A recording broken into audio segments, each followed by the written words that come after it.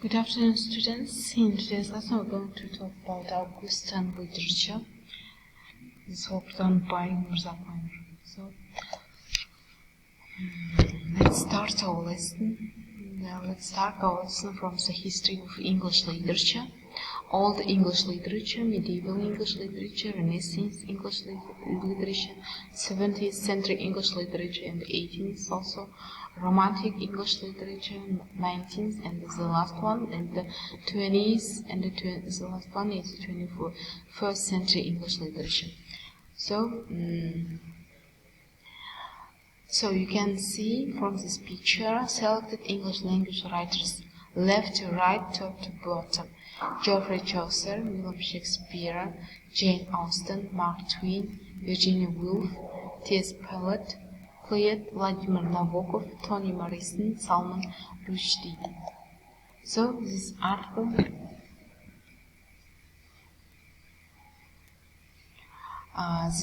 is focused.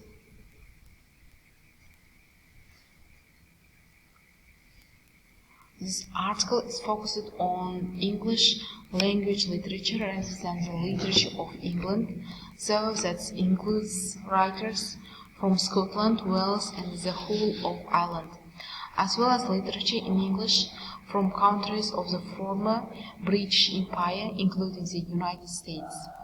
However, until the early 19th century, it only deals with the literature of the United Kingdom and Ireland. So it doesn't include literature written in the other language of Britain. The English language has developed over the course of more than 1,400 years.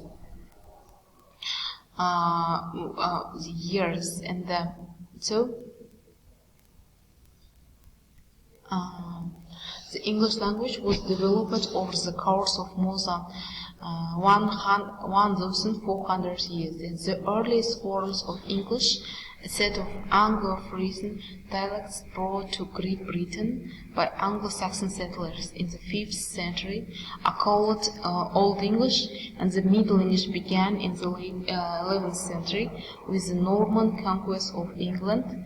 Early modern English began in the late 15th century with the introduction of the printing press to London and the King James Bible, as well as the Great vowel shift. Through the influence of the British Empire, the English language has spread around the world since the 17th century.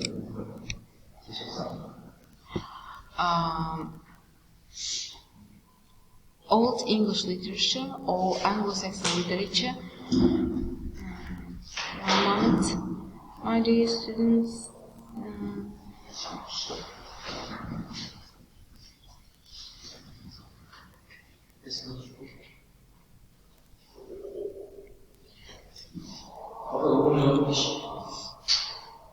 All Anglo-Saxon literature comprises the surviving literature written in Old English in Anglo-Saxon England. Saxons and other Germanic tribes in England, Jutes and the Angles, after the withdrawal of the Romans, and ending soon after the Norman conquest in 1066, and these works include genres such as epic, poetry, hagiography, sermons, and the Bible, translations, legal works, and the chronics, riddles. In the all, there are about 400 surviving manuscripts from the period. So, which appears in the Exeter Book of the late 10th century, give a list of kings of tribes ordered according to their popularity and the impact on history, with Attila, king of the Huns, coming first, followed by Ormaric of the It may also be the oldest extant work that tells the battle of the Goths and Huns, which is also told.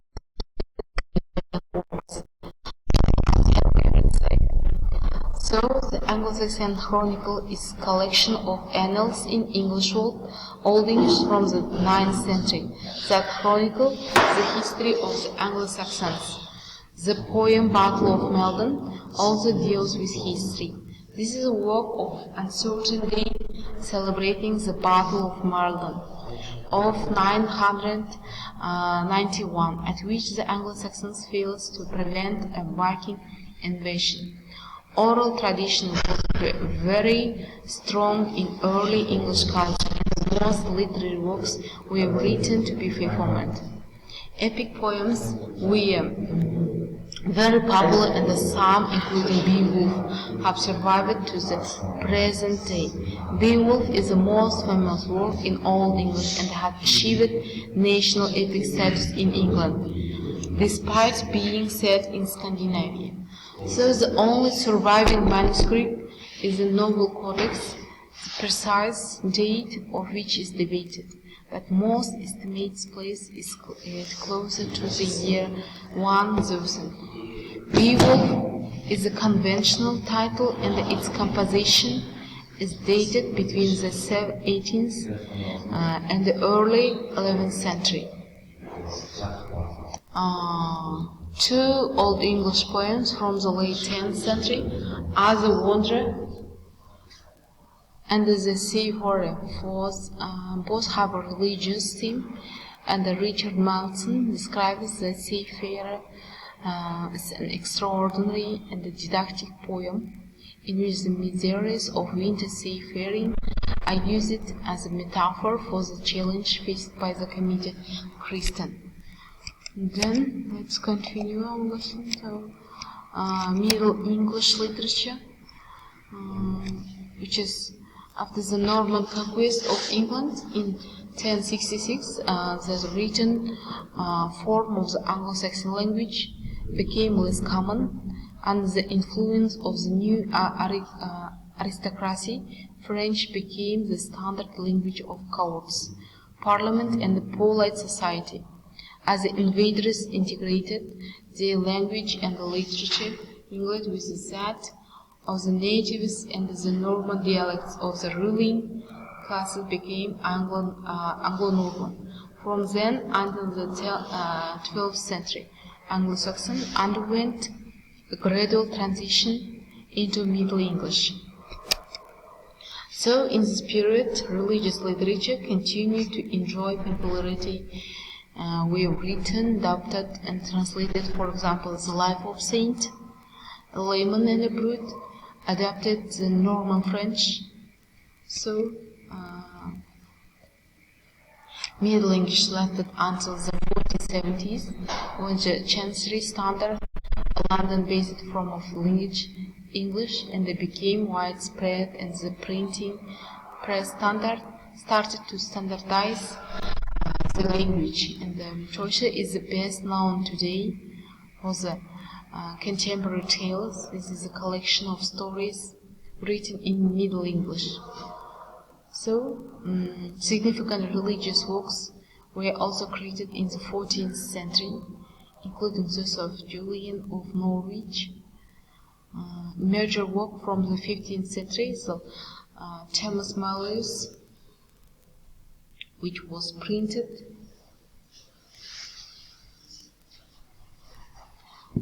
by Caxton in 1485. This is a compilation of some French and English Arthurian romances.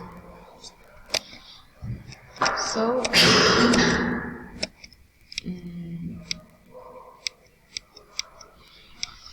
let's talk about the 18th century. 18th century started with Augustan literature. It's 70s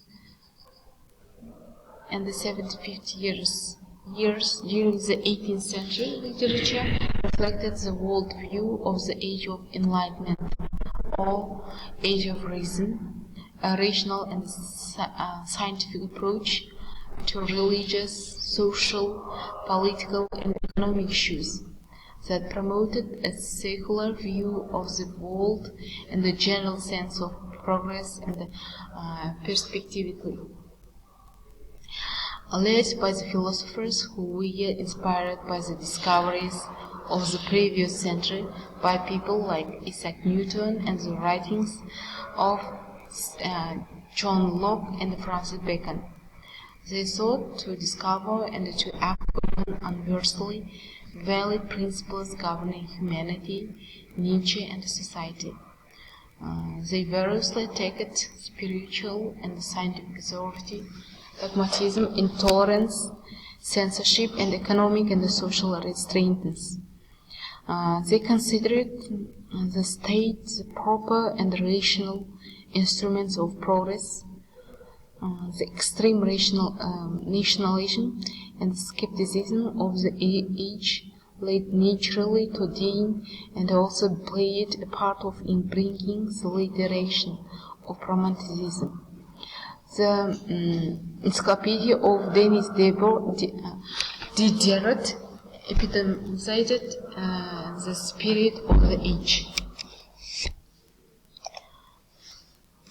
So the term Augustan literature derives from authors of the 1730s and the 1720s themselves who responded to terms that George I of England preferred for himself, while George I meant the title to reflect his might. They instead saw in it a reflection of ancient Rome's transition from rough and ready literature to highly political and highly polished literature.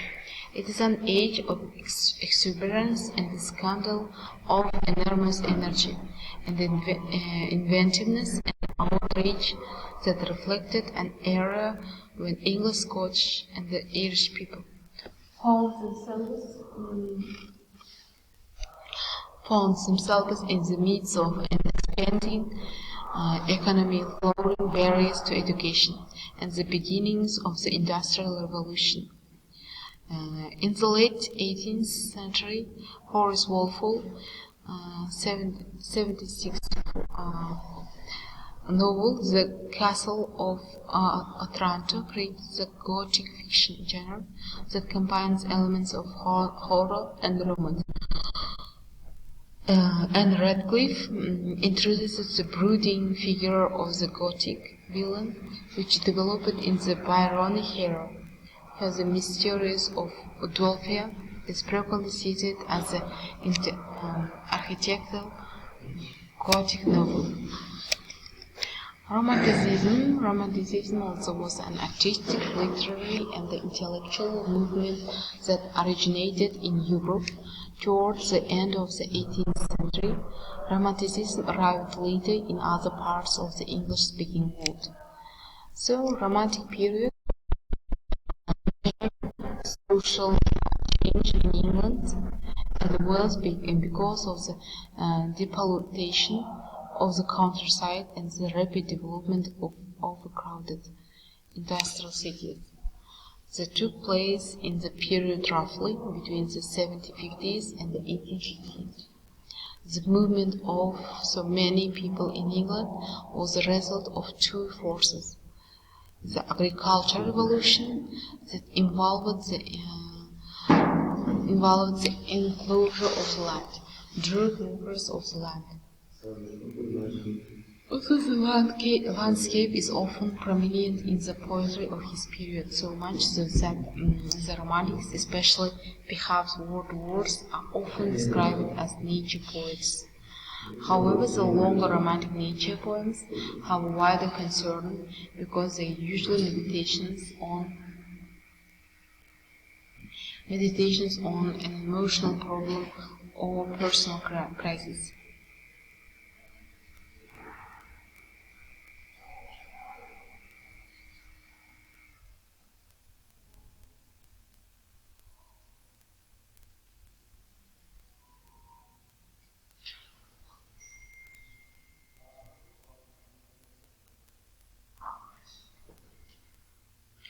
So let's continue our lesson. The Victorian literature.